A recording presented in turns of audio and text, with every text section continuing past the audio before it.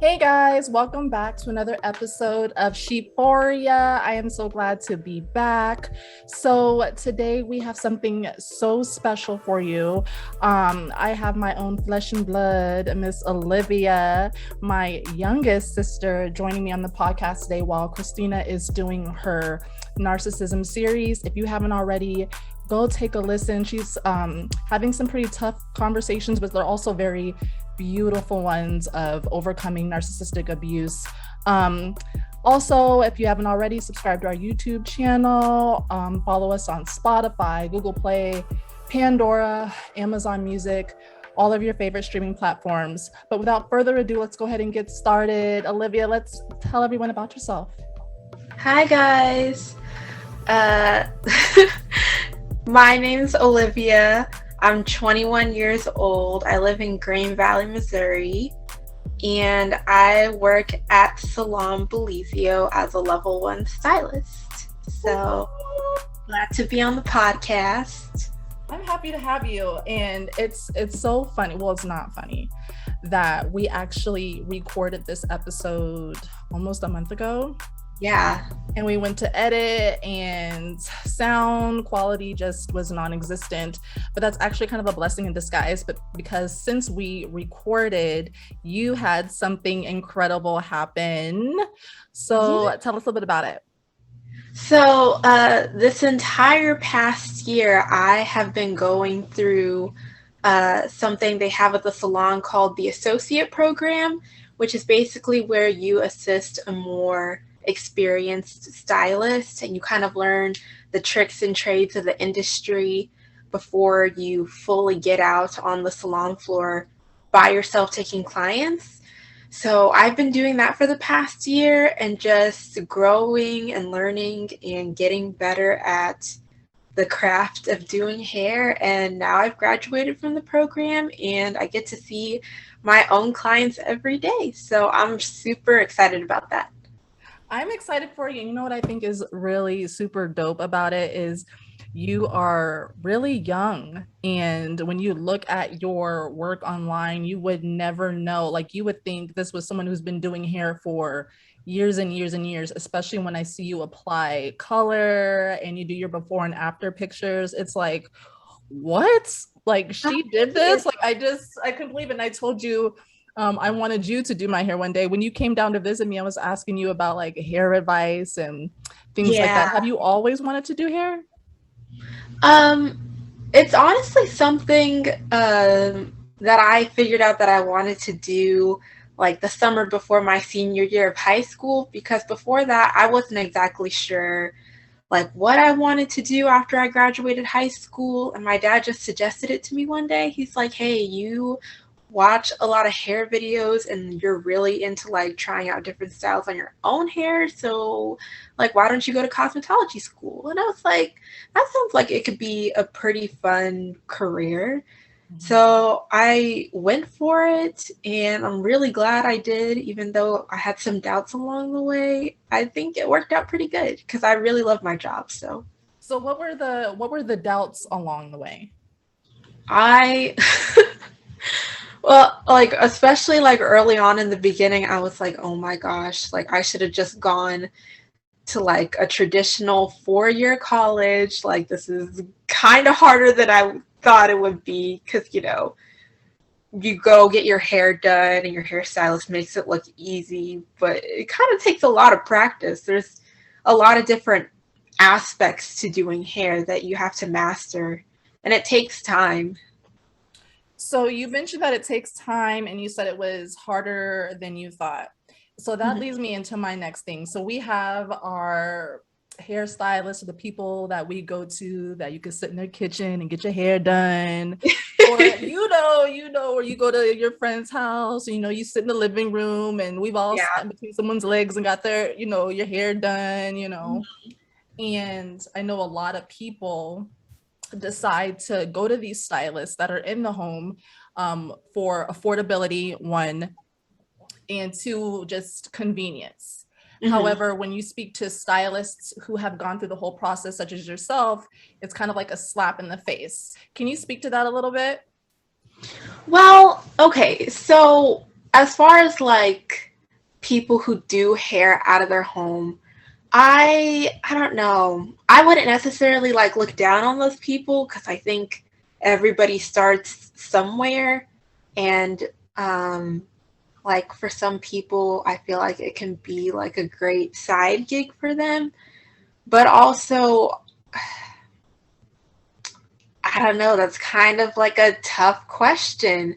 Mhm. At the same time, like if you haven't gone to cosmetology school, there's just certain technical information and um especially like with, sanitation and disinfection of like your tools and equipment that you just haven't learned. And Mhm. um So technical things such as, and I could be completely wrong. So a huge difference that I see, and again, I'm not knocking anyone who does hair in your home. Let's be clear. I've gotten my hair done in someone's kitchen multiple times, okay? But yeah. I'm talking about when you say technical, a comb has fallen out my head and on the floor, and sis picks it right on up and starts parting my hair. But I know if I go into a salon, it's like the comb hit the floor. You know what I mean? And it's Oh yeah, yeah. When you go to take your state boards, which is like your test to get your license, like the teachers, your instructors emphasize in school, like you can never sanitize enough. So, if you drop a comb on the ground, go get a new one. Don't be picking it back up or anything. Sanitize your tools and equipment after each client. Prior to even doing the service, you want to check their scalp and make sure it's in healthy condition before you go in and perform your services. Mhm. You want to make sure they don't have any like conditions or diseases that you could potentially spread throughout the salon. All that's very important when you're working with the public like that. So with the vid running rampant, what is different in the procedures? So I know for me, when it all sparked last year, I wasn't getting my feet done, I wasn't getting a manicure, I Mhm. wasn't getting my hair done like that, just because I mean, one, my stylist is super, super close, and obviously touching me, and I wasn't Yeah, sure about like safety. Is it safe? I mean, relatively safe, I guess, to go out and get your hair done during the pandemic? absolutely. I've been working in the salon since September when like we were kind of well into the beginning of COVID last year. And honestly, we were pretty much as busy as ever, honestly. I think people just needed some kind of like normalcy in their lives, and Mhm. getting their hair done as part of their routine um, just kind of provided some of that normalcy for them. Mhm. Mhm. But, everybody wore their mask, and, we just sanitize like we always do. That's nothing new. That's something they teach you in school. So, absolutely 100%, if you want to get your hair done, then, like, you should feel safe to do so. And one more time, well, not one more time, because I'm going to ask you again and again and again, so our viewers know where to find you. Where can they go get their hair done by you? So, I work at Salon Belizio in Blue Springs, Missouri, and we have two different locations, but they're like in the same general area. But yeah, for those who live in Blue Springs, Missouri, the north location is going to be on the north side of town in Blue Springs. The south location's on the south end of town. I travel back and forth between the two. So if you ever schedule an appointment with me, I'll always let you know what specific location I'm at.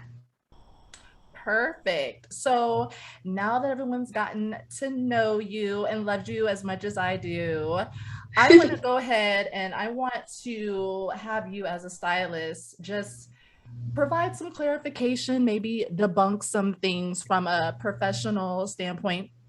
Mhm. Um, how do we feel about boxed hair dye? So the reason why I ask is I know it can go really right or really wrong. Really right as you look fabulous, and really wrong as your hair will snap right on out. So please tell us. Okay, so boxed hair dye. Oh my gosh, boxed hair dye is like 100% a no in my book because No dark and girl, you lovely. have no idea how many times people will like, come talk to you and be like, hey, like, I really want to go blonde. Like, I want to go blonde. I want to go platinum, like the lightest shade of blonde there is. And I'll be like, okay, like, what do you have on your hair? Is this your natural hair color? Did you color it? They'll be like, oh, I colored it. And I'll be like, okay, was this done at home or like in a salon setting? And they'll be like, well, I just got this color from Walmart or Sally's. That's what I've been doing for a while. And so then you have to explain to them that is an entire color correction process just because box dye that you find at the store is very hard to lift out. Oftentimes when you go to lift that stuff out, it's going to be very red or orangey, just warm in general, which is the opposite of what a lot of people want. And when they're wanting to go lighter, Why wait, well, so before you go, why does it do that? Is it because it's just cheap? Is it because boxed hair dye just has cheaper chemicals? It's missing something? Like, why is that?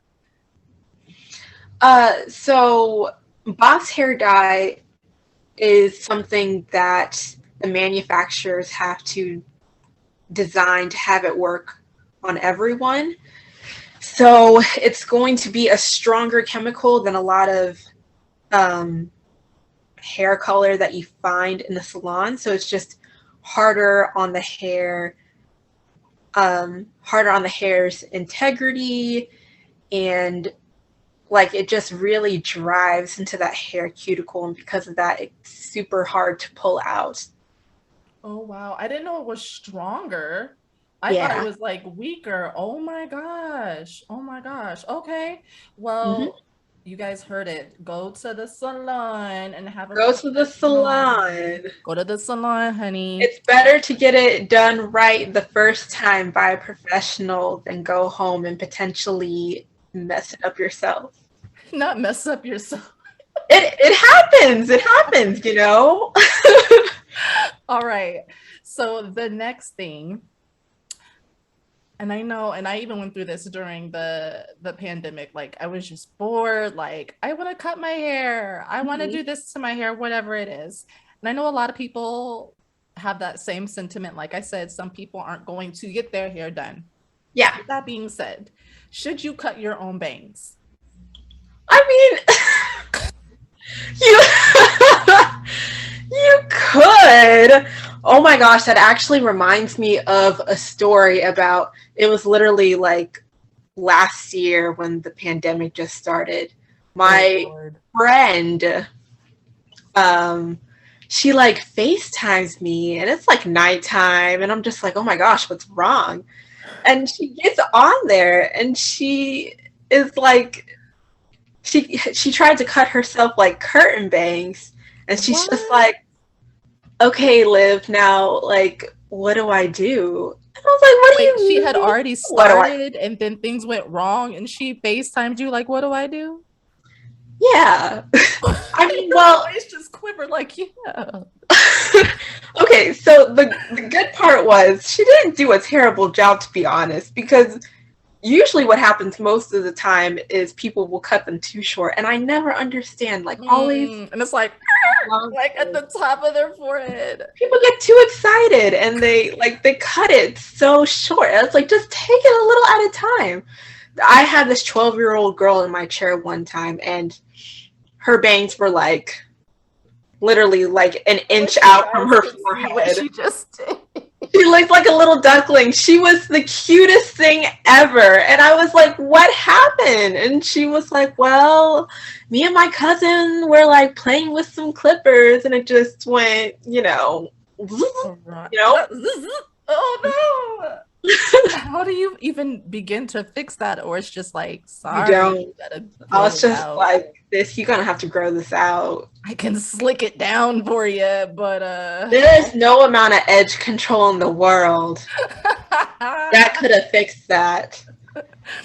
so I want to segue into something else. So if you are watching this visually on our YouTube channel, Sheephoria, you can see what Miss Olivia looks like, and she has the most beautiful curls and she rocks it. I mean, and right now you have a cute little hairstyle with your Oh, natural thanks. hair out.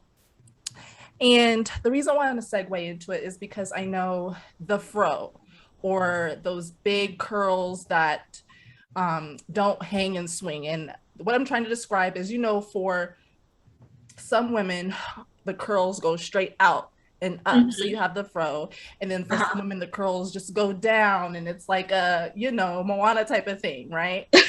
And so for the girls whose hair grows out and up, which we'll see a lot with African American women, a lot of biracial Mhm. women, and some Caucasian women as well. Yeah. There's this stigma, this belief that it's not professional in the workplace. So, how do you feel about that? Oh my gosh, that irks me down to the core of my soul. Like I just don't understand. Actually, I know exactly why um people think that way. It's because of like the Eurocentric beauty standard, Mm, right? Like, the closer to the whiteness proximity to you are, whiteness, the right? more acceptable you are in society. But it's just like it's the way, it's literally just how it naturally grows out of your head. Like, I don't know. It's just a thing that's never made sense to me. Mm-hmm. Like, I'm so jealous of the women whose fro's just like stick straight up in the air because I have very fine hair and some days like I'd be struggling with volume and I'd be Really, it like, always looks so perfect. Like the ending part of it is just looks so good. you gotta snap the picture at the right time, girl.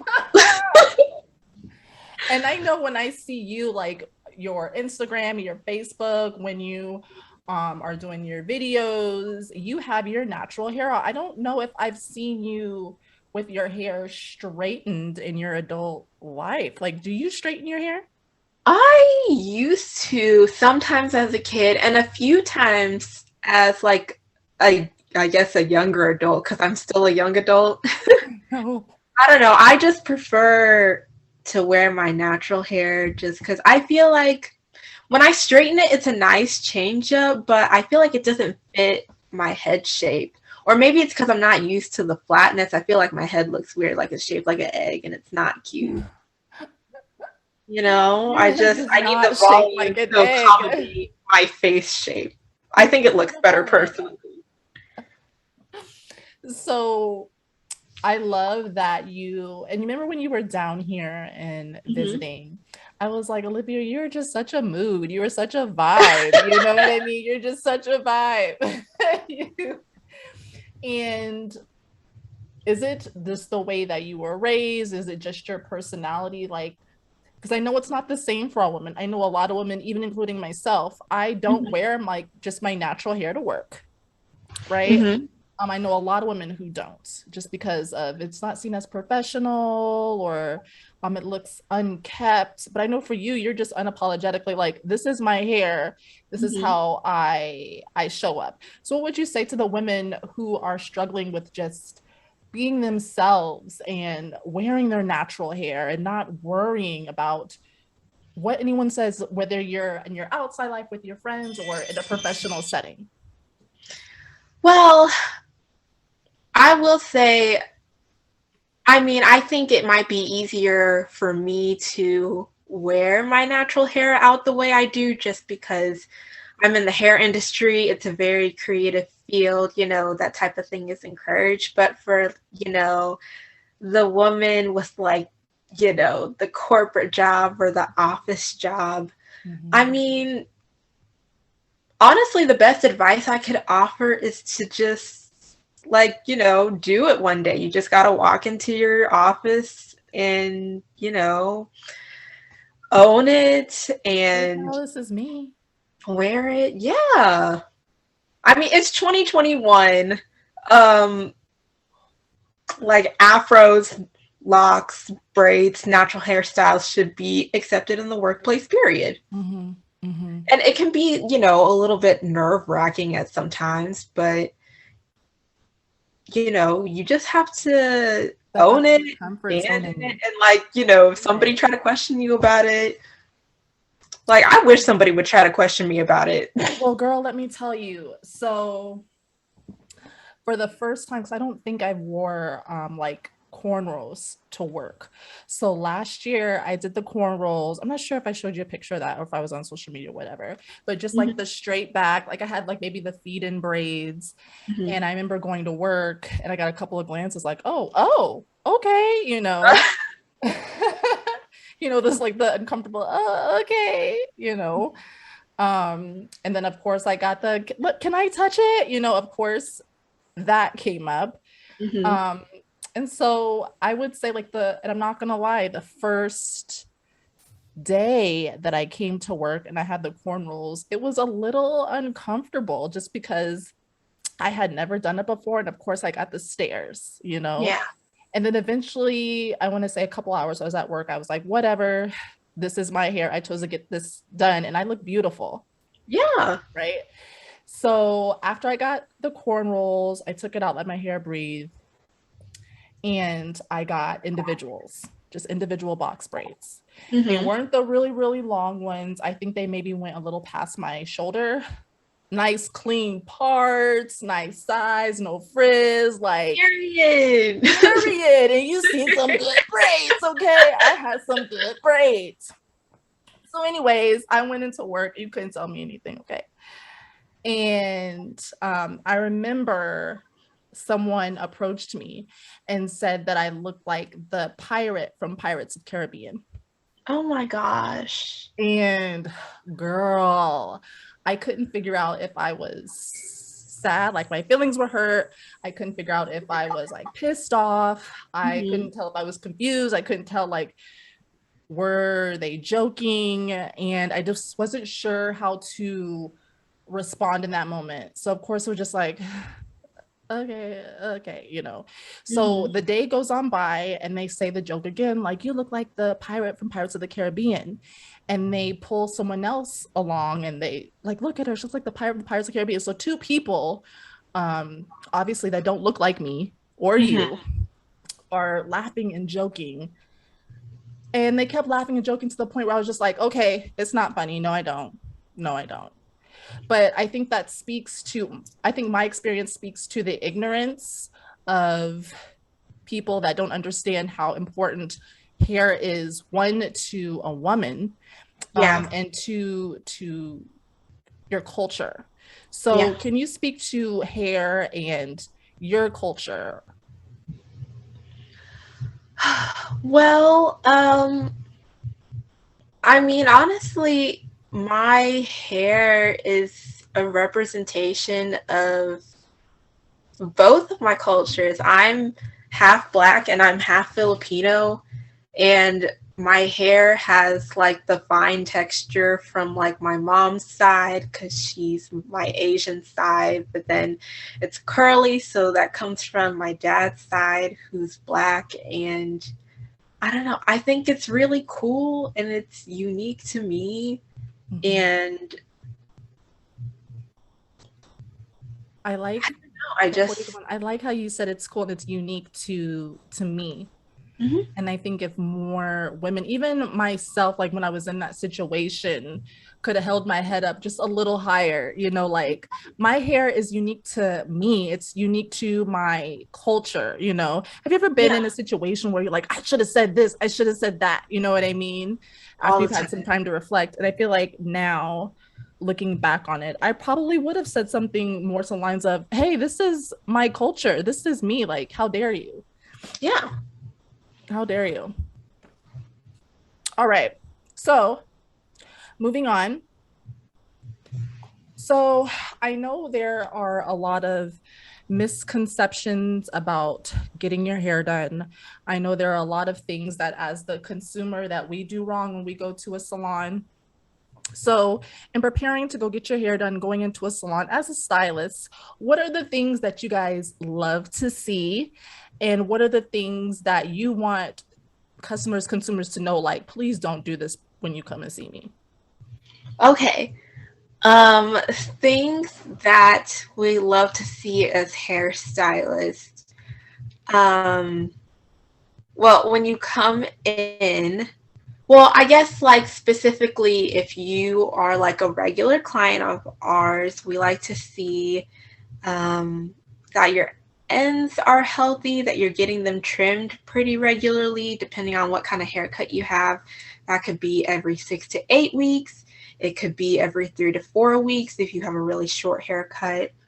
Just because I cannot tell you how many people come in and they are like, I ask them like, oh, how long has it been since you had a haircut? And we'll be like 6 months or a Six year. And I'm months. like, girl, like that is killing your hairstyle because like, you have all this like long, beautiful hair, but then you have these frizzy split ends at the bottom that is just like, You're you know, walking around like Barbie Rapunzel. Meanwhile, you need to cut all that off. exactly. It's ruining the vibe. Like You it ever will look have so much better customers if you like, no, no, no, don't cut it. Just leave it. I'm growing it out. like, girl, I'm trying to help you. I promise you. I'm not trying to cut it out of envy or anything, or because I want to put it in a bag or sell it. Like your hair will grow a lot better if you cut off those thinning split ends. I feel like Olivia just said it in a nice way. If your stylist just mentions something about your hair, they're not just saying it to say it. So if they say something like, so when's the last time you got your ends clipped? They might be saying it's time for a trim. Oh, what else? We also really appreciate it when you listen to our advice.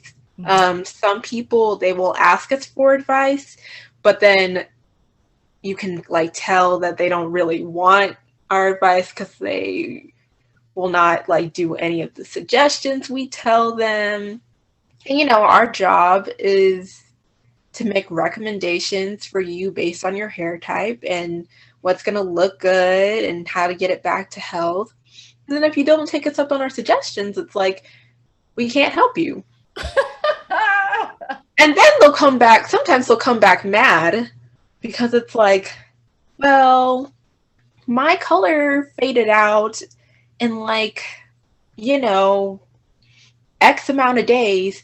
And it's like, okay, well, maybe you should have bought the shampoo and conditioner we recommended because you need something that's salon grade to keep that up. So I like that you mentioned that because that segues, excuse me, into something that I wanted to ask you for our viewers. So for those who aren't able to go to the salon, whether it be that you're immunocompromised and you can't be out there in these streets like that, Mm-hmm. or if coins are a little tight and you got to do it yourself. Mm-hmm. Um, I know we at least want you to do it the right way. We don't want you cutting your bangs up to the tip top to the to your scalp. We don't want you getting the box dye. So what things can you recommend for someone that is at home that's not going to the salon as far as trims? So how can we take care of our hair in between trims if we can't get back to the salon right away? Well, Or is I there would a way to even take care of your ends? I mean, I think it's possible. I think, one, you should have a person who is really good at cutting straight lines for you on hand to help you out. Because, obviously it's a little hard to do it yourself because you got to reach around the back and like do all these acrobatics. Like, you don't want to be playing a game of Twister trying to clean up your ends. It's just not ideal. Okay. And have a really, really sharp pair of scissors. A lot of people will just, they'll go to the junk drawer in their kitchen and find that like 10-year-old pair of really dull scissors and be like, okay, I'm gonna do this haircut, and Or it's get like, the scissors out of no. like the knife block in the kitchen. You want something really sharp. Dull scissors can actually increase the amount of split ends that you have, which is what you're trying to get rid of in the first place. I didn't It's know also that. not going to make as clean of a cut. So, Oh, I didn't know that. So it's super important that you get you some real scissors to cut yep. your hair. Okay. So for our ladies or men who have curly hair, what products do you recommend that they can just go out to Aldi, Kroger, the Walmart, Sally's that they can get? Okay, so um, I think all curly hair needs leave-in conditioner because we naturally have a drier hair type. So my favorite one, like of all time, that I use every time I go to style my hair, it's the As I Am leave-in conditioner, and it's Mhm. you can find it at Walmart or Target. It's about $10, and it's really creamy and um, it moisturizes really well, but it also helps define your curls in kind of like at the same time. Like it kind of gets that process going for you as you rake it through. Mhm. And then you need like a styler after that. So something that's going to hold the curls in place, that's going to prevent frizz from happening as you air dry or diffuse your hair. So that could be like a cream, a gel, or a mousse. Um, if you have like a thicker, curlier hair type, I suggest a cream or a gel. If you have like finer hair, maybe looser curls, you could use like maybe a lighter weight gel or a mousse. I use the Not Your Mother's gel, and after I put in my leave-in conditioner, I'll just run that throughout my whole head. Mhm. And I think it does a pretty good job of like defining the curls and keeping the frizz down. I mean, and your hair always looks cute. I've never seen you with a bad hair day. So, how are Girl, we feeling about how are we feeling about heat on the hair? heat. I don't think it's a bad thing, really. I mean, I style my hair twice a week. I wash it twice a week, so I style it twice a week. And every time I like go to style it, I use a blow dryer with a diffuser attachment on it, Mhm. and I'll use a little bit of heat just to dry it so I don't have to like go out with wet hair, especially since it's getting colder outside. You Mhm. want to do low heat though with lowest airflow. I found that's like the best way if you're going to use a blow dryer to dry your curls, just because if it's like too high of a heat and too high of an airflow, it's going to cause everything to blow all over the place and dry too quickly, and you're going to end up with a frizzy hot mess. Gotta go low and slow, like you're making a crock pot meal, you know? Low, low and slow like a crock pot. You're such a foodie. So I want to close with just some gems. We always like to close with just some gems from our guests. Mm-hmm. And I thought about it and I was like, what do I want to close with Olivia? And I want to close with when you did the big chop. Was it last year, year before last? It was last year in July, yeah. Yeah, so a little over a year now that you did the big chop. And how your confidence, like just from the outside looking in, and I could be completely wrong, your confidence looks like it was on 10. You know what I mean? Like you did Yeah. it, you were, I mean, you not you were, you are, but That's so nice. the pictures you took and when you first got it done, like you were stunning, like Thank face and mug, you. like it just accentuated your face. Oh my gosh. But I know for a lot of women, even me, the thought of like cutting my hair that short, I don't have the Mhm. confidence to do it. Like, and the reason being is it's just the fear of the unknown, right? So I Yeah. feel like my forehead's big. If I cut off all my hair, I'm gonna be running around like an apple head. Like I don't want to do that, you know. But then again, you don't know unless you try it. Yeah. So what kind of advice would you leave for any person that is thinking about, one, doing the big chop just for vanity, whatever, or Hmm. two, they have to cut their hair because it's damaged or whatever the case may be, or there's maybe alopecia, or gosh, I don't know, they're losing hair, right? And so they have to cut it all the way down. What advice could you give to said person? So I really do think that when you cut your hair that short, that it's all about like confidence. Because, if you, I don't know, I just feel like if you don't feel, I don't know, in a sense, when I went to go do my big chop, I don't know, it was the pandemic. So honestly, I was Like you very said, just bored. bored, just bored. And I just wanted to see, and I was overdoing my hair, and I wanted to see what it looks like. And, I had my second thoughts too. I was like, oh my gosh, like, if I cut it off, like, there's a chance I could be walking around for a year looking like a potato, and there's nothing I can do about it. But, I was like, let me just, you got to take some risks sometime. Yeah.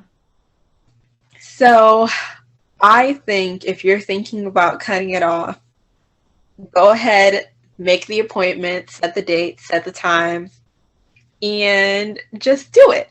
And, I feel like, oh gosh, hair is such a big thing with women. You really have to be secure with like who you are on the inside to do that, just because if you hold too much value in your hair, like, I'm not gonna lie, it might mess you up a little, because you know how some people cry when they go that short, and it can just be a lot on them. Yeah. So before you do it, if you're thinking about doing it, you got to be really okay with who you are inside here, and that, like, your hair isn't everything about you.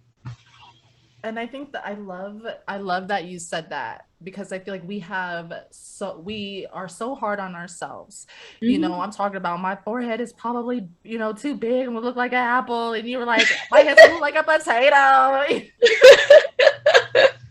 And just all this negative self-talk, right? And Yeah. so we talk ourselves down, or we've already put in our head that it's not gonna look good. You know what I mean?